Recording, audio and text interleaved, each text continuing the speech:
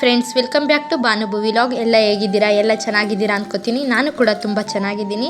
ಇವತ್ತಿನ ವಿಡಿಯೋ ಬಂದು ಕರ್ಮೀನು ಸಾರಾಗಿರುತ್ತೆ. ನಮ್ಮ ಹಳ್ಳಿ ಕಡೆಯಲ್ಲಿ ಕರ್ಮೀನು ಮತ್ತು ಒಣಗಿರೋ ಅವರೆಕಾಳು ಬಳಸಿ ಯಾವ ರೀತಿ ಸಾಂಬಾರು ಮಾಡ್ತಾರೆ ನೋಡೋಣ ಬನ್ನಿ. ಸಾಂಬಾರು ಮಾಡೋದಕ್ಕೆ ಏನೇನು ಇಂಗ್ರೀಡಿಯೆಂಟ್ಸ್ ಬೇಕು ನೋಡೋಣ ಬನ್ನಿ. ಮೊದಲು ಒಣಗಿರೋ ಅವರೆಕಾಳು ಒಂದು ಅರ್ಧ ಬೌಲ್ ತೊಗೊಂಡಿದ್ದೀನಿ. 2 ಆಲೂಗಡ್ಡೆ ಕಟ್ ಮಾಡಿ ಇಟ್ಕೊಂಡಿದ್ದೀನಿ. ಒಂದು ಅರ್ಧ ಬೌಲು ಒಣಗಿರೋ ಕರ್ಮೀನು,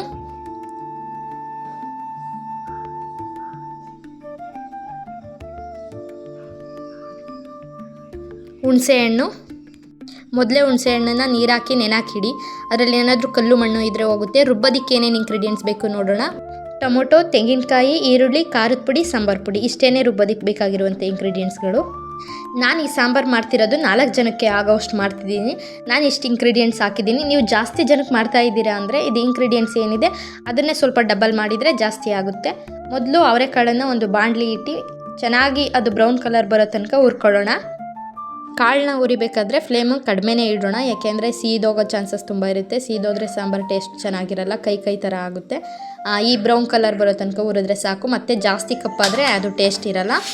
ಅದು ನಿನ್ನ ಬೌಲ್ಗೆ ಹಾಕಿ ಸೈಡಿಗೆ ಇಟ್ಬಿಡೋಣ. ಇವಾಗ ರುಬ್ಬೋದಕ್ಕೆ ಏನೇನು ಇಂಗ್ರೀಡಿಯೆಂಟ್ಸ್ ಕಟ್ ಮಾಡೋಣ ಬನ್ನಿ. ನಮ್ಮ 4 ಜನ ಕ್ವಾಂಟಿಟಿಗೆ 2 ಟೊಮೊಟೊ ಕಟ್ ಮಾಡಿದೆ, 2 ಈರುಳ್ಳಿ. ರುಬ್ಬೋದಕ್ಕೆ ಅಂತ ಸ್ವಲ್ಪ ದಪ್ಪನೇ ಕಟ್ ಮಾಡ್ತಿದ್ದೀನಿ. 2 ಆಲೂಗಡ್ಡೆ. ನಿಮಗೆ ಬೇಕಂದರೆ ನೀವು ಜಾಸ್ತಿ ತೊಗೋಬೋದು. ಮತ್ತು ಮುಳುಗಾಯಿ ಕೂಡ ಹಾಕ್ಬೋದು. ಇಲ್ಲಿ ಮುಳುಗಾಯಿ ಸಿಗಲ್ಲ, ಸೊ ನಾನು ಮುಳುಗಾಯಿ ಹಾಕಿಲ್ಲ. ನಾನು ಖಾರ ರುಬ್ಬೋದಕ್ಕೂ ಮುಂಚೆ ಸ್ಟವ್ ಕಚ್ಚಿ ಕುಕ್ಕರಲ್ಲಿ ನೀರಿಡ್ತಾ ಇದ್ದೀನಿ ಅವರೆಕಾಳು ಹಾಕೋಣ ಅಂತ. ನೀರು ಬಿಸಿ ಆದಮೇಲೆ ಅವರೆಕಾಳು ಹಾಕಿದರೆ ಸ್ವಲ್ಪ ಬೇಗ ಬೇಯುತ್ತೆ.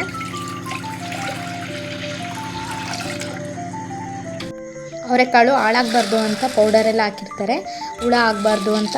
ಅದಕ್ಕೆ ಸ್ವಲ್ಪ ಒಂದು 4-5 ಸತಿ ಚೆನ್ನಾಗಿ ವಾಶ್ ಮಾಡ್ಕೊಳ್ಳೋಣ. ಅದೆಲ್ಲ ಮೇಲೆ ನೀರೆಲ್ಲ ಹೋಗಿ ವೈಟ್ ಕಲರ್ ಕಾಣೋ ತನಕ. ಈಗ ಕಾದಿರೋ ಅಂಥ ನೀರಿಗೆ ಅವರೆಕಾಳು ಹಾಕ್ತಿದ್ದೀನಿ. ಮತ್ತು ಅದ್ರ ಜೊತೆನೇ ಆಲೂಗಡ್ಡೆ ಸೇರಿಸ್ತಿದ್ದೀನಿ. ಒಂದೇ ಒಂದು ವಿಸಲ್ ತೊಗೊಂಡ್ರೆ ಸಾಕು, ಅದು ಬೆಂದಿರುತ್ತೆ.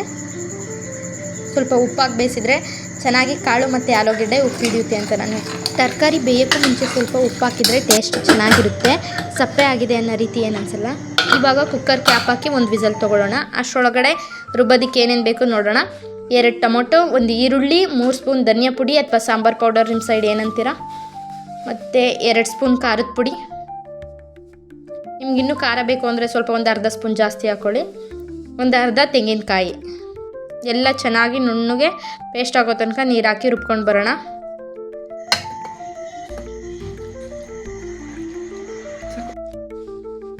ಸಾಂಬಾರಿಗೆ ಯಾವಾಗಲೂ ಖಾರ ನೈಸಾಗಿರಬೇಕು. ಮತ್ತು ಚಟ್ನಿ ಏನಾದರೂ ಮಾಡೋದಾದರೆ ದಪ್ಪ ಇರಬೇಕು. ಇದು ತುಂಬ ನೈಸಾಗಿ ರುಬ್ಬಿದ್ದೀನಿ ನಾನು.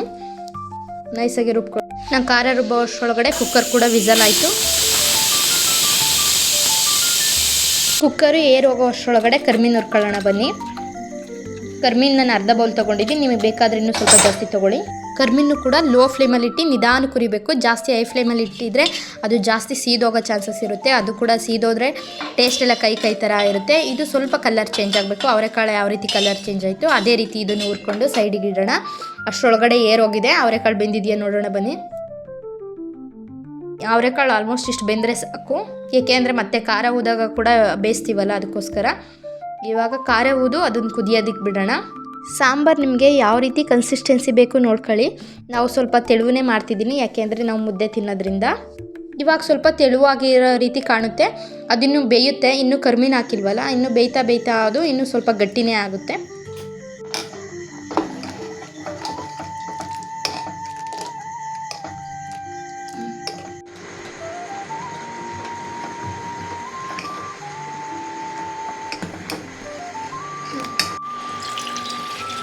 ಕರ್ಮೀನಲ್ಲಿ ಮಣ್ಣಿರುತ್ತೆ, ಸೊ ಒಂದು 5 ನಿಮಿಷ ನೀರಿಗೆ ಹಾಕಿ ಅದಿಟ್ಟಿದ್ರೆ ಅದು ಚಿಕ್ಕ ಪುಟ್ಟ ಮಣ್ಣು ಏನಿರುತ್ತೆ ಅದೆಲ್ಲ ನೀರಿನ ಕೆಳಗಡೆ ಕೂತ್ಕೊಳ್ಳುತ್ತೆ.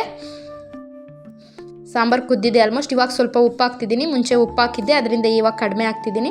ಮುಂಚೆನೇ ಹುಣಸೆಹಣ್ಣು ಇಟ್ಕೊಂಡಿದ್ವಲ್ಲ, ಹುಣಸೆಹಣ್ಣು ಚೆನ್ನಾಗಿ ಕಿವುಚೋಣ. ಯಾವಾಗಲೂ ಫಿಶ್ ಸಾಂಬಾರಿಗೆ ಉಪ್ಪು ಮತ್ತು ಖಾರ ಸ್ವಲ್ಪ ಲೈಟಾಗಿ ಜಾಸ್ತಿ ಇದ್ರೇ ಅದು ಟೇಸ್ಟ್ ಚೆನ್ನಾಗಿರುತ್ತೆ. ಉಪ್ಪು ಹಾಕಿದ ಮೇಲೆ ಹುಣಸೆಹಣ್ಣು ಕಿವುಚಿದ್ನಲ್ಲ ಅದು ಹುಯ್ತಾ ಇದ್ದೀನಿ. ಇದೊಂದು 5 ನಿಮಿಷ ಕುದೀಲಿ. ಅಷ್ಟರೊಳಗಡೆ ಈ ಕರ್ಮೀನು ಹಾಕೋಣ. ಹುಳಿ ಕುದ್ದಾದ್ಮೇಲೆ ಕರ್ಮೀನು ಹಾಕಬೇಕು.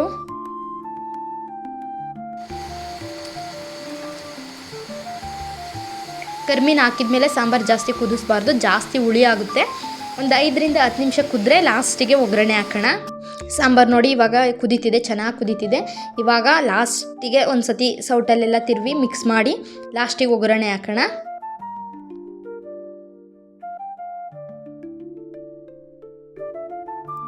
ಒಗ್ಗರಣೆಗೆ ಒಂದು 2 ಸ್ಪೂನು ಎಣ್ಣೆ, ಸಾಸಿವೆ, ಈರುಳ್ಳಿ, ಕರಿಬೇವಿನ ಸೊಪ್ಪು. ನಿಮ್ಗೆ ಇಷ್ಟ ಇಲ್ಲ ಅಂದರೆ ಕರಿಬೇವಿನ ಸೊಪ್ಪು ಸ್ಕಿಪ್ ಮಾಡ್ಬೋದು, ಒಬ್ಬೊಬ್ಬರು ಹಾಕೋದಿಲ್ಲ, ಬಟ್ ಹಾಕಿದ್ರೂ ಕೂಡ ಟೇಸ್ಟ್ ಚೆನ್ನಾಗಿರುತ್ತೆ.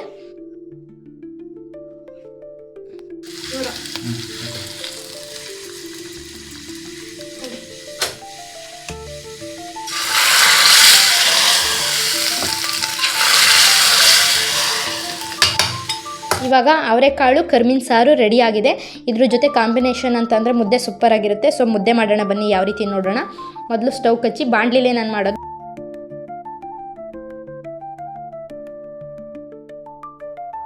ಒಂದು ಚಿಕ್ಕದು ಚೊಂಬು ಏನಂತಿರೋದು ಅದರಲ್ಲಿ ಒಂದು ಚೊಂಬು ನೀರು ಹಾಕೊತಿದ್ದೀನಿ. ಸ್ವಲ್ಪ ನೀರು ಬಿಸಿ ಆದಮೇಲೆ ಒಂದು ಅರ್ಧ ಸ್ಪೂನಷ್ಟು ರಾಗಿ ಹಸಿಟ್ಟು ತೊಗೊಂಡು ಅದೆಲ್ಲ ನೀರು ಗಂಟೆಲ್ಲ ಹೋಗೋ ತನಕ ಅದು ಮಿಕ್ಸ್ ಮಾಡ್ತಿದ್ದೀನಿ. ಅದು ಕುದಿಯೋ ತನಕ ಬಿಡಬೇಕು. ಈ ರೀತಿ ಮಳ್ತಿದೆಯಲ್ಲ, ಈ ರೀತಿ ಮಳ್ಬೇಕಾದ್ರೇ ಹಸಿಟ್ಟು ಹಾಕಬೇಕು.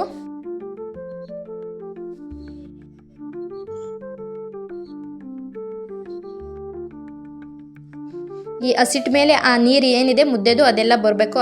ಒಂದು 3 ನಿಮಿಷ ಚೆನ್ನಾಗಿ ಬೇಯಿಸೋಣ. ಮುದ್ದೆ ಕ್ವಾಂಟಿಟಿ ಕಡಿಮೆ ಇರೋದ್ರಿಂದ ಯಾವುದೇ ರೀತಿ ಮುದ್ದೆ ಕೋಲಿನ ಅವಶ್ಯಕತೆ ಏನು ಇರೋದಿಲ್ಲ. ಅನ್ನದ ಕೈ, ಸೌಟು ಅಥವಾ ಈ ರೀತಿ ಸ್ಪ್ಯಾಚುಲದಿಂದ ಮುದ್ದೆ ತಿರುಗಬೇಕು, ನಿಧಾನಕ್ಕೆ ತಿರುಗಬೇಕು. ಆ ಮುದ್ದೆ ನೀರು ಏನಾದರೂ ಸಿಡಿಯೋ ಚಾನ್ಸಸ್ ಇರುತ್ತೆ. ಹಸಿಟ್ಟು ಮತ್ತು ನೀರು ಎಲ್ಲ ಮಿಕ್ಸ್ ಆಗೋ ತನಕ ನಿಧಾನಕ್ಕೆ ಎಲ್ಲನೂ ಹೊಂದಿಸ್ಕೋಬೇಕು. ಹಸಿಟ್ಟು ವೈಟ್ ಕಲರ್ ಹಸಿಟ್ಟು ಏನೂ ಕಾಣಬಾರ್ದು.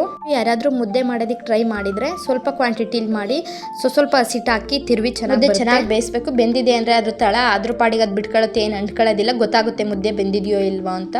ಚೆನ್ನಾಗಿ ಕೆಳಗಡೆ ಇಳಿಸಿ ಚೆನ್ನಾಗಿ ಗಂಟುಗಳು ಇಲ್ಲದೆ ಇರೋ ರೀತಿ ಚೆನ್ನಾಗಿ ತಿರುಗ್ಕೊಬೇಕು. ಅದು ಹೊಂದಬೇಕು, ಮುದ್ದೆ ಹಸಿಟ್ಟು ಎಲ್ಲೂ ಕಾಣಬಾರ್ದು. ಈ ರೀತಿ ಮುದ್ದೆ ತೊಗೊಂಡು ಡಿವೈಡ್ ಮಾಡಿ ನಿಮಗೆ ಯಾವ ಸೈಜಲ್ಲಿ ಬೇಕೋ ಆ ಸೈಜಲ್ಲಿ ಚಿಕ್ಕ ಚಿಕ್ಕ ಉಂಡೆ ರೀತಿ ಮಾಡೋದು. ನೋಡಿ ಮುದ್ದೆ ಎಷ್ಟು ಚೆನ್ನಾಗಾಗಿದೆ. ಆ ಚಿಕ್ಕ ಚೊಂಬಲ್ಲಿ 3 ಮುದ್ದೆ ಆಗಿದೆ. ಇವಾಗ ಬನ್ನಿ ಊಟ ಮಾಡೋಣ. ಮಳೆಗೆ ಬಿಸಿ ಬಿಸಿ ರಾಗಿ ಮುದ್ದೆ, ಅವರೆಕಾಳು, ಕರ್ಮೀನ್ ಸಾಂಬಾರು ಮನೇಲಿ ಒಂದ್ಸತಿ ಟ್ರೈ ಮಾಡಿ. ರೆಸಿಪಿ ಯಾವ ರೀತಿ ಬಂತು ಅಂತ ನೀವು ಕಮೆಂಟ್ ಮಾಡಿ ತಿಳಿಸಿದರೆ ನನಗೂ ಕೂಡ ನೆಕ್ಸ್ಟು ವಿಡಿಯೋ ಮಾಡೋದಕ್ಕೆ ಖುಷಿಯಾಗುತ್ತೆ. ನನ್ನ ವಿಡಿಯೋ ಇದುವರೆಗೂ ನೋಡಿದ್ದಕ್ಕಾಗಿ ಥ್ಯಾಂಕ್ ಯು. ನಿಮಗೇನಾದರೂ ಈ ಕರ್ಮೀನು ಮತ್ತು ಅವರೆಕಾಳು ಸಾಂಬಾರು ರೆಸಿಪಿ ಇಷ್ಟ ಆಗಿದ್ದರೆ ಲೈಕ್ ಮಾಡಿ, ಶೇರ್ ಮಾಡಿ, ಕಮೆಂಟ್ ಮಾಡಿ, ನನ್ನ ಚಾನಲ್ಗೆ ಸಬ್ಸ್ಕ್ರೈಬ್ ಮಾಡಿ. Thank you.